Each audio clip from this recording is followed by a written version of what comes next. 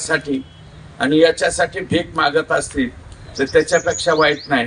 त्या हगवण्यांचं तर जाऊ द्याच, परंतु हगवण्याचा कोणतरी तो नातेवाईक आहे, सुपेकर का कोण हे म्हणजे पोलीस याच्यामध्ये आयजी या पोस्ट पर्यंत आयजी पोस्टवर असलेला माणूस रोख 1 लाख रुपये घेतो चेकद्वारे आणि 50,000 रुपयाचा मोबाईल का काय घेतो सप्रेम भेट.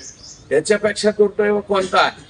आणि हे जे माननीय कोण आहेत ते सुपेकर, या सुपेकराबद्दल बऱ्याचशा तक्रारी माझ्याकडे सुद्धा आलेल्या आहेत. जेलमध्ये जे आरोपी आहेत त्यांना 300 कोटी रुपये आम्हाला दे म्हणण्याची सुद्धा एक गंभीर तक्रार याच सुपेकरांच्या विरोधात आहे. ज्या अर्थी तुम्ही नातेवाईकाच्या सुनाकडनं पैसे मागता याचा अर्थ 100% तुम्ही फॉल्टी आहात. हे सुपेकर जरा आयजी या पोस्टवरचा माणूस सुद्धा मला फॉल्टी दिसतोय. याच्यामध्ये नैतिकता नावाची पोस्ट मला वाटतं काय राहिलेली